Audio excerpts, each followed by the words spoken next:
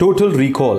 दोस्तों, हमारी आज की समरी में बताई जा रही कहानी उस इंसान की है जिन्होंने ऑस्ट्रिया के एक छोटे से गांव से शुरुआत करके खुद को एक प्रसिद्ध हॉलीवुड फिल्म स्टार बनाया और फिर कैलिफोर्निया के गवर्नर बनने का एक सफर तय किया। आज हम आपके साथ आर्नोल्ड श्वार्ज़नेगर की ऑटोबायोग्राफी को शेयर कर रहे हैं। दोस्तों, आर्नोल्ड का जन्म ऑस्ट्रिया में 1947 में हुआ था। यह एक कठिन वर्ष था क्योंकि उनका देश अकाल से जूझ रहा था और वहां के लोग कंफ्यूजन और गुस्से में थे। आर्नोल्ड के पिता गुस्ताव उनमें से एक थे। वे एक लोकल पुलिस एम्प्लॉय थे। गुस्ताव ने आर्नोल्ड और उनके भाई को बहुत डिसिप्लिन में रखा था। उनके लिए उन्होंने एक बहुत सख्त रूटीन बनाया हुआ था, जैसे सुबह जल्दी उठना, अपना होमवर्क करना, फुटबॉल और एथलेटिक कंपटीशन के लिए ट्रेनिंग लेना। नाश्ता भी तभी दिया जाता था जब वे दोनों अपने सिटअप्स के नंबर्स को पूरा कर लेते थे। अपने पिता के बुरे बिहेवियर से बचने के लिए आर्नोल्ड ने ऑस्ट्रिया छोड़ के अमेरिका में बसने का फैसला किया, क्योंकि अमेरिका आज़ादी और ताकत का प्रतीक था। दोस्तों, उन्होंने अपने करियर की शुरुआत बॉडी बिल्डिंग कॉम्पिटिशन से की और फिर उन्होंने मिस्टर यूनिवर्स बनने की सोची, जिसके लिए उन्हें जर्मनी जाना पड़ा। वहां उन्होंने रॉल्फ पुत्जर के जिम में नौकरी की।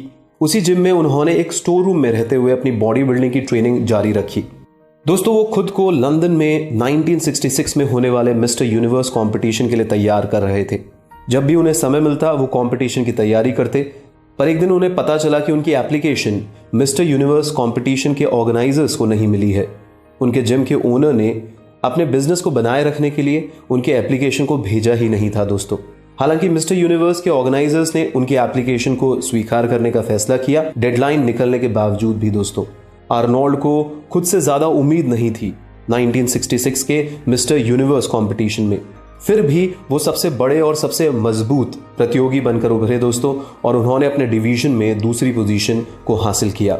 और इसके साथ ही उन्हें एहसास हुआ कि विनर की मेंटालिटी के साथ भाग अगर वो लेते तो वे कंपटीशन को जीत सकते थे। उन्होंने अगले वर्ष मिस्टर यूनिवर्स का खिताब जीता। 1968 में जब वो अपना दूसरा मिस्टर यूनिवर्स टाइटल जीत कर आए, जो वीडर ने भेजा था। जो वीडर बॉडी बिल्डिंग बिजनेस में सबसे अच्छे और सबसे सम्मानित कोचों में से एक थे। दोस्तों, और उन्होंने आर्नोल्ड को अपने साथ ट्रेनिंग लेने के लिए लॉस एंजलिस में इनवाइट किया था। वीडर आर्नोल्ड को हॉलीवुड में लॉन्च करना चाहते थे। इस 22 वर्षीय युवा स्टार को उन्होंने अपनी पहली फिल्म हरक्यूलिस इन न्यूयॉर्क में एक मसल बॉन्ड हीरो का रोल दिया। आर्नोल्ड को अपनी अंग्रेजी के कारण स्क्रिप्ट को समझने में परेशानी हुई। एडिटर ने किसी और एक्टर की आवाज में उनके डायलॉग्स को डब किया। आर्नोल्ड की पहली सफल मूवी कैनन द बारबेरियन थी, जिसके बाद उन्होंने सोचा सिर्फ मांसपेशियों को दिखाने से ज्यादा कुछ किया जाए और खुद को एक असल स्टार बनाया जाए। उन्होंने क्लिंट ईस्टवुड और चार्ल्स ब्रॉसन जैसे हॉलीवुड के रफ और रेडी एक्शन स्टार्स की स्टाइल्स को अपनाया।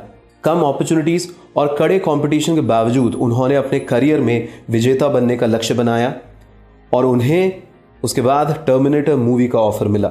इसके बाद आर्नोल्ड ने कई रिकॉर्ड बनाते हुए एक सफल हॉलीवुड स्टार का स्टेटस अर्न किया। आर्नोल्ड ने बड़ा सोचना कभी नहीं छोड़ा। दोस्तों, वह अमेरिकी राष्ट्रपति पद के लिए भी कॉम्पीट करना चाहते थे, लेकिन वो एलिजिबल नहीं थे क्योंकि केवल नेचुरल बॉर्न सिटीजन को ही इस पोस्ट के लिए खड़े होने की इजाजत दी जाती थी। लेकिन 2003 में उन्होंने दुनिया की 7वीं सबसे बड़ी इकोनॉमी कैलिफोर्निया की गवर्नरशिप को जीता और एक सफल पॉलिटिशियन के रूप में खुद को एक बार फिर साबित किया। दोस्तों, आज दुनिया बहुत बदल चुकी है। आज फ्लेक्सिबिलिटी और अडेप्टेबिलिटी पहले से कहीं ज्यादा सक्सेस के लिए इंपॉर्टेंट है। तो आर्नोल्ड जैसे 3 अलग अलग प्रोफेशन में बहुत सक्सेस पाने वाले पर्सन के कंपैरिजन में आज के कॉम्पिटिटिव समय में सलाह देने के लिए कौन और बेहतर पर्सन हो सकता है। दोस्तों, तो आइए उनकी कुछ सलाह को सुनते हैं। आर्नोल्ड की आदत थी कि वो हर नए साल के पहले दिन डिसाइड करते थे कि अगले 12 महीने में उन्हें क्या हासिल करना है। आर्नोल्ड खुद भले ही परफेक्ट ना हो, लेकिन वह सफलता के बारे में 1 या 2 चीजें जानते थे। जैसे आपको दूसरों को इंस्पायर करने के लिए परफेक्ट होने की जरूरत नहीं है और लाइफ मेस और ऑपोजिशन से भरी हुई है। आर्नोल्ड हमें यह सलाह देते थे कि अपनी परेशानियों के लिए अपने माता पिता को कभी दोष नहीं देना चाहिए। वो हमेशा हमारे लिए सही होते हैं, भले ही वो सख्त क्यों ना हो। जैसे उनके खुद के पिता एक हार्ड डिसिप्लिन्ड इंसान थे और उनमें बहुत सी खामियां थी, पर उन्होंने कभी भी अपने पिता को दोष नहीं दिया। इसकी वजह से ही आर्नोल्ड ने ऑस्ट्रिया छोड़ा, पर तब भी उन्होंने अपने पिता को इसके लिए दोष नहीं दिया और दुनिया में अपनी पहचान बनाने का जज्बा उन्होंने अपने अंदर बनाया। आर्नोल्ड मानते हैं कि हम अपने माता पिता की गलतियों और खराब एक्सपीरियंसेस से ही सीखते हैं और उन्हें एसेट बनाते हैं अपनी लाइफ में, ना कि कंप्लेन करते हैं। लाइफ में आगे देखें, पीछे नहीं, यह लाइन सफलता प्राप्त करने के लिए आर्नोल्ड का एक और अच्छा टिप है। आर्नोल्ड जैसे बहुत कम लोगों में इतना जज्बा होता है कि वो कुछ कर दिखाए। इतने सख्त परिवार में जन्म लेने के बाद भी उन्होंने हार नहीं मानी और कई फील्ड्स में अपना नाम बनाया दोस्तों। तो दोस्तों, हमें ज़रूर बताइएगा कि आर्नोल्ड श्वार्ज़नेगर की किताब टोटल रिकॉल की यह छोटी सी समरी आपको कैसी लगी। यदि आप इस समरी को डिटेल में सुनना चाहते हैं तो आप आज ही एंड्रॉयड प्लेटफॉर्म पे हमारे किताबी कीड़े ऐप को डाउनलोड कीजिए दोस्तों और सुनिए। हमें बहुत अच्छा लगता है कि आप सभी अपना प्यार हमसे यूं ही बनाए रखे हैं। आशा करते हैं कि हम आपकी सेवा निरंतर करते रहेंगे। बहुत बहुत धन्यवाद।